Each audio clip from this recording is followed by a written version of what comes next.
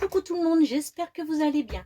Aujourd'hui, nous allons nous attaquer au terrazzo. Vous êtes plusieurs à m'avoir demandé sur Facebook, le groupe de Jessmonite, de faire du terrazzo avec ces pigments poudre que vous avez pu découvrir dans le unboxing déballage d'il y a 10 jours maintenant. Je vous mets le lien juste au-dessus.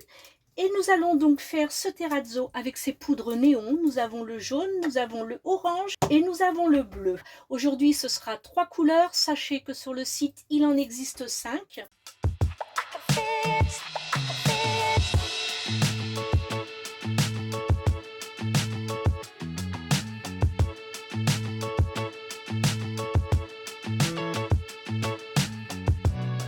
Nous allons commencer, allez, par notre pesée. Alors sachez, déjà la semaine dernière, je me suis trompée. J'ai commencé pour mes pesées par mettre d'abord de la poudre et ensuite du liquide. Et c'est l'inverse. En fait, on met d'abord le liquide et ensuite on met la poudre. Alors, je me munis de mon tableau doseur. Donc, je ne vais pas faire grand-chose parce que c'est juste pour du terrazzo. Juste de quoi en avoir pour une prochaine réalisation en votre compagnie. Alors aujourd'hui, nous allons faire 50 g de terrazzo de chaque couleur, ce qui nous fera un total de 150 g. Donc pour les 150 g, je vais utiliser 43 g de liquide. Je fais ma tare. Allez, on a dit 43 g. Allez, 43 g, on y est. Pour, donc, hop, je vais faire ma tare et je vais faire 107 g de poudre de Jessmonite. Et c'est parti.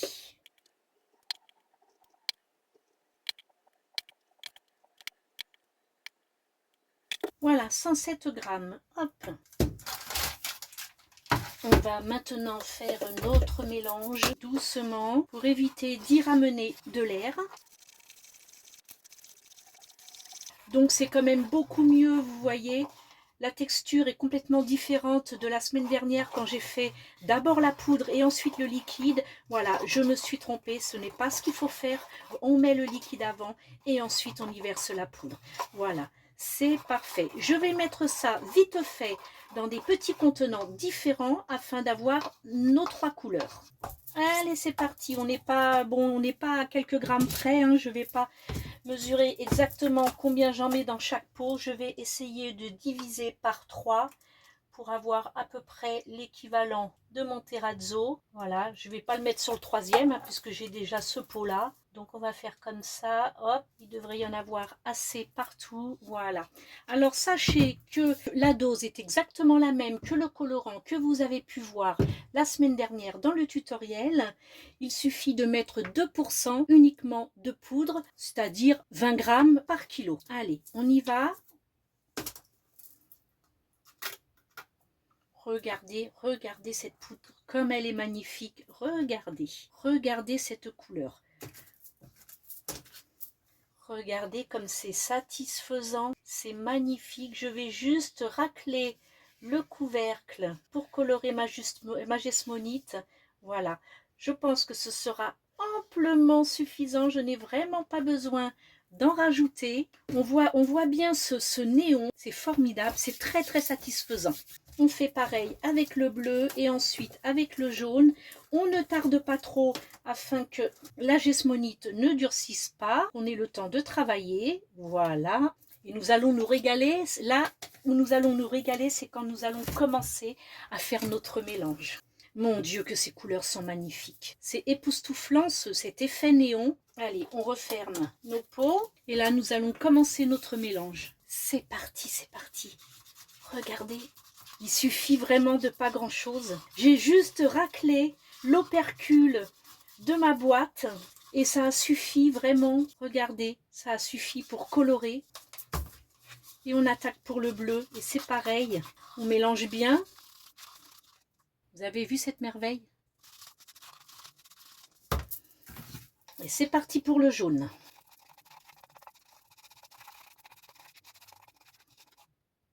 De toute beauté ces poudres.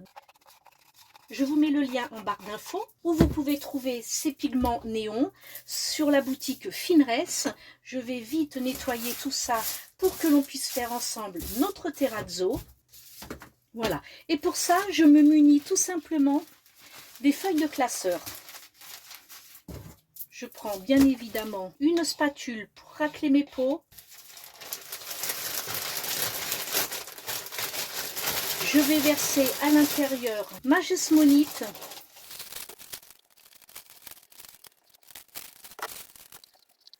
On racle le maximum que l'on peut, bien évidemment.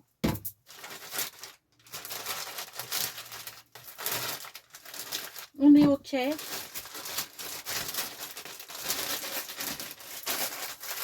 On étale.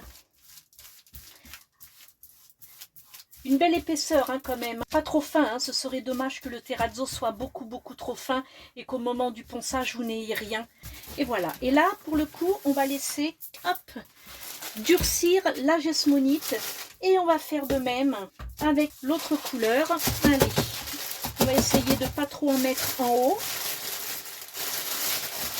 et pour ça on va faire exactement comme les poches à douille de pâtisserie. On va replier, voilà, c'est quand même un peu mieux. Et là, on va tout faire tomber. Pour le coup, je pense qu'un pâtissier serait un petit peu plus débrouillard que moi avec les poches. Mais on y arrive. Et vous inquiétez pas, le résultat va être surprenant. Il va être super beau. Parce que quand on voit les couleurs de ces pigments néons, on se dit qu'on va faire des merveilles en réalisation terrazzo.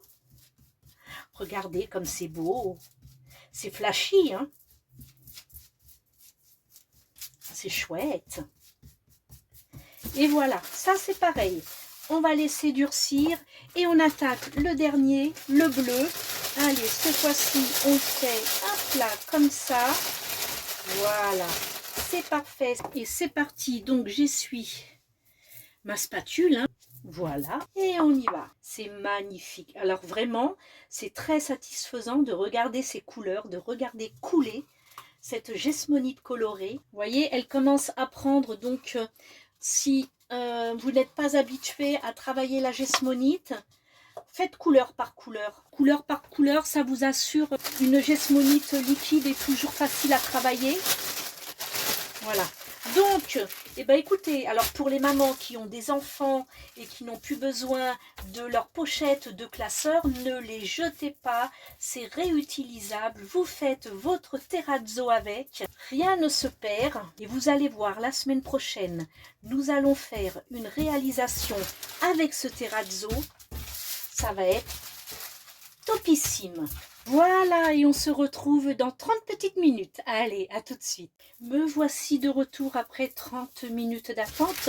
Nous allons donc pouvoir faire notre terrazzo tout simplement. Alors, regardez comme c'est facile. Il vous suffit juste de casser votre feuille de gesmonite en petits morceaux. Et là, vous avez votre terrazzo.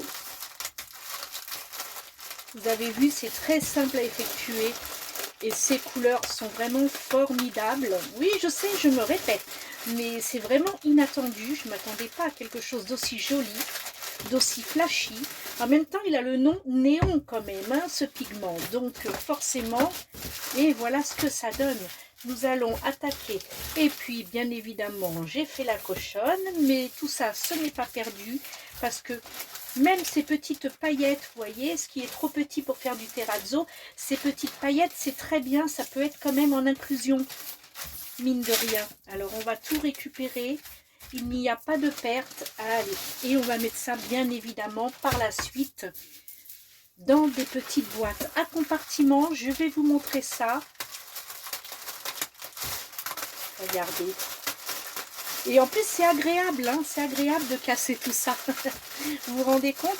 Prendre plaisir à casser son travail. Et voilà. Après, au moment où vous ferez votre réalisation de gesmonite avec votre terrazzo, rien ne vous empêche, si les morceaux sont trop gros, de continuer à les casser. C'est fin, donc ça se casse facilement. C'est vraiment, en fait, c'est vraiment une feuille, hein. C'est vraiment une feuille de gesmonite. Il ne faut pas faire trop fin, mais pas trop épais non plus pour pouvoir briser votre feuille. Et voilà qui est fait. Alors, vous vous souvenez d'il y a un peu plus, oh oui, il y a bien un peu plus d'un an, c'est que ça passe très très vite, hein. J'avais fait ce petit terrazzo là avec des colorants tout simples, mais j'avais mis beaucoup de colorants pour pouvoir avoir ne serait-ce qu'une once de couleur, tellement c'était clair, tellement c'était pastel. Je vous explique même pas, je crois que j'y ai mis presque une bouteille à chaque fois, pas économique du tout, donc ne faites pas comme moi, ne gaspillez pas votre marchandise. Vraiment, les teintures, les pigments en poudre, que ce soit les pigments en liquide, ils sont faits spécialement pour la gesmonite, donc utilisez cela, vous verrez, vous ferez une économie incroyable. Alors du coup, petit changement de programme, je n'avais pas assez de boîtes pour réunir toutes mes couleurs de terrazzo. Alors ce que j'ai fait, c'est que j'ai vidé ma petite boîte à compartiment pour pouvoir mettre les terrazzo dans des petits sacs zip. Donc c'est très bien, mes 4 anciens terrazzo sont rassemblés. Par contre pour cela, au moment où j'ai voulu justement les mettre dans des sacs, je me suis dit, mais non, absolument pas Sylvie, fais très attention à ce que tu fais. Le terrazzo est tout frais, il faut absolument le laisser bien sécher avant de le mettre dans des sachets plastiques. Il ne faudrait pas qu'il transpire. Donc ce que je vais faire, c'est que je vais bien l'étaler afin qu'il sèche. Et puis, bah, écoutez, demain, il sera bon à mettre dans mes petits sacs zip. Vous voyez, je peux, pendant que c'est frais, encore casser vraiment les gros morceaux. Ce sera toujours ça de fait.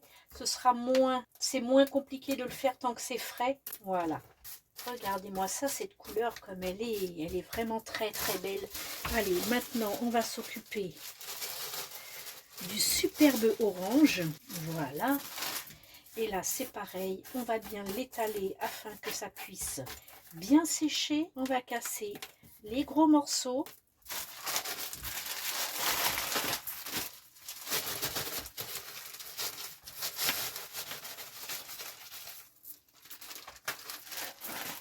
Et voilà comment on fabrique son terrazzo avec ses superbes couleurs, avec ses pigments poudre néon gesmonite de la société Finress. Et demain matin, je mets tout ça en sachet. J'espère que cette vidéo vous aura plu et aura répondu à certaines de vos questions. Sinon, laissez un commentaire sous la vidéo afin que je vous réponde.